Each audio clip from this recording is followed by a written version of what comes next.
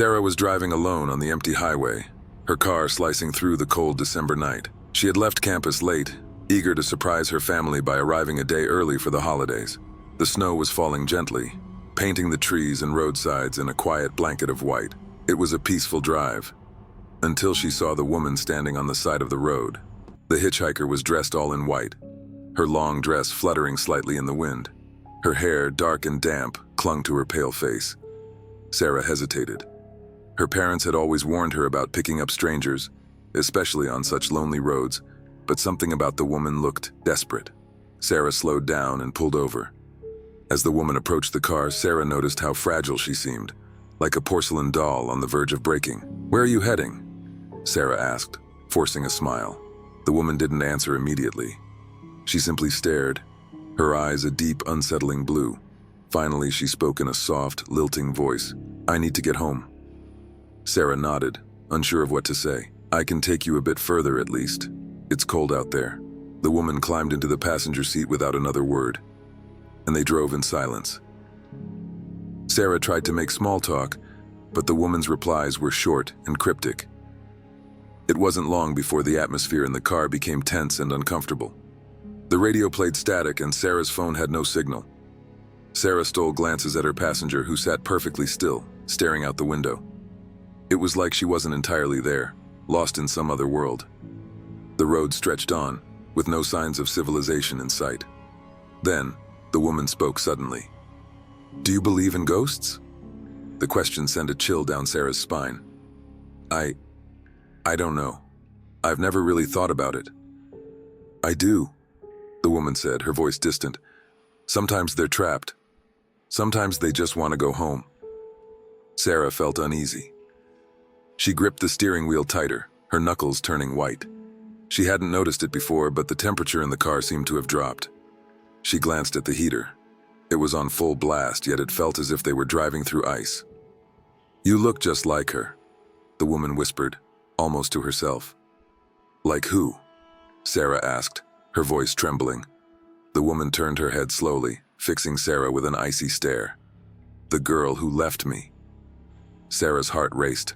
The woman's face, once pale, now seemed almost translucent, her skin stretched too thin over her bones. Sarah tried to focus on the road, but her hands were shaking.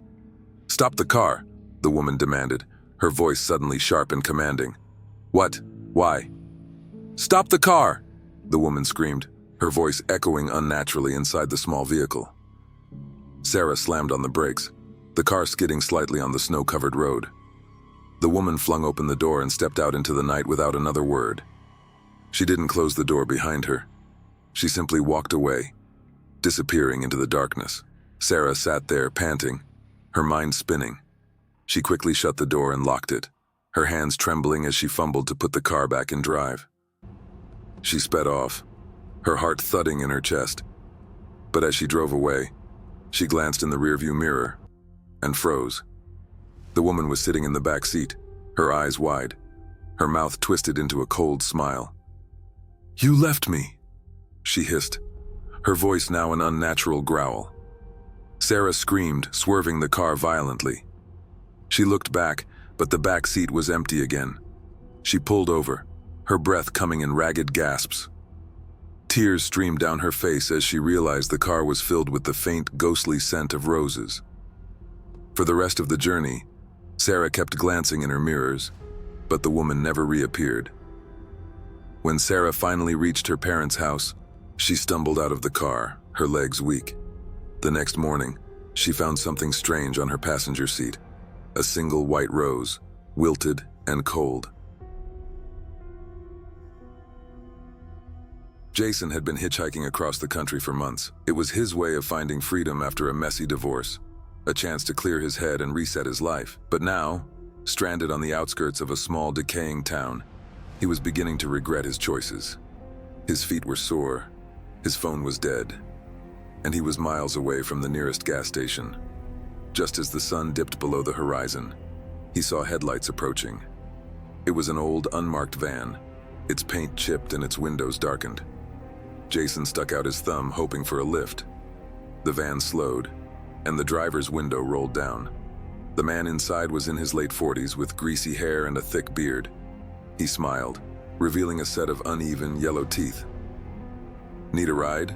the man asked, his voice hoarse. Jason hesitated. There was something off about the driver, but he was desperate. "Yeah, I'm trying to get to the next town." The man nodded, unlocking the passenger door. "Hop in."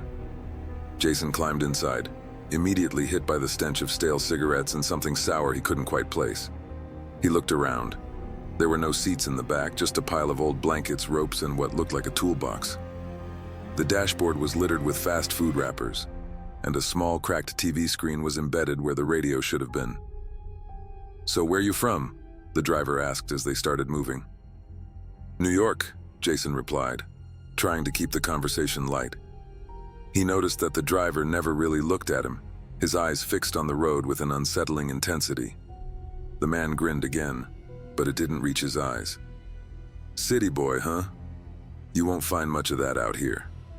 They drove in silence for a while, the van's engines sputtering and whining. Jason watched as the landscape outside became more and more desolate. No streetlights, no other cars, just endless stretches of darkness. The driver began to hum an off-key tune, tapping his fingers on the steering wheel. Jason felt a sense of dread creeping up on him. He glanced at the TV screen. It was on, playing static, but every few seconds it flickered and showed something else. Brief, grainy flashes of faces, eyes wide in terror, mouths open in silent screams. Jason blinked, sure he was seeing things. But each time he looked, the images persisted, lingering for just a moment before dissolving back into static. His heart pounded as he tried to focus on the road ahead. "You okay?" the driver asked, his voice suddenly more serious. "Yeah, just tired," Jason lied, trying to hide his growing fear. The man nodded, but his grip on the wheel tightened. "You ever hear of the missing?" "The what?" The driver chuckled, a dark, throaty sound.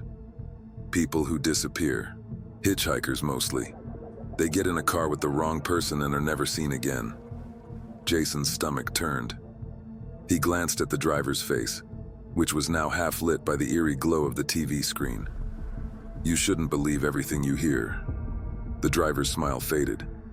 "Oh, it's not just stories. I knew one of them. Found his stuff on the side of the road once.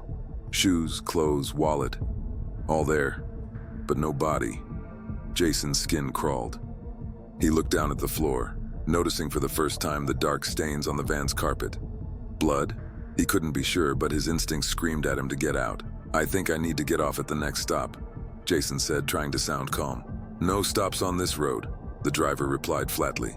Not for a long while. The van's headlights flickered, and the engine began to sputter. The driver cursed under his breath, pulling over onto the shoulder. "Damn piece of junk." Jason took his chance. As the driver got out to check the engine, Jason quietly opened his door and slipped out, heart pounding. He made his way to the back of the van, intending to disappear into the darkness. But curiosity got the better of him. He peeked into the rear windows, and what he saw made his blood run cold.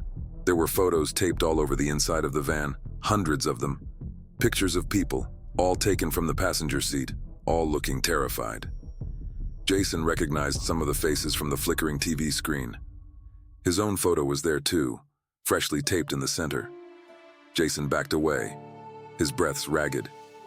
He turned to run but stumbled on something, a small metal object on the ground. He picked it up and realized it was a key, cold and heavy in his hand. With no time to think, Jason stuffed the key into his pocket and bolted into the woods, branches tearing at his clothes. Behind him, the driver's footsteps pounded, growing closer. Jason's heart raced as he frantically searched for a hiding spot. He spotted a large, hollowed-out tree and dove inside, holding his breath. The driver's footsteps slowed, then stopped nearby. Jason clutched the key tightly, praying the man wouldn't find him. After what felt like an eternity, the footsteps began to fade, the driver cursing under his breath as he moved away. Jason waited until the forest was silent. Then, with trembling hands, he crawled out of the tree, the key still in his grasp. He didn't know what it unlocked, but he knew it was connected to the horrors he'd narrowly escaped. Determined to find out, Jason fled the forest. vowing never to hitchhike again.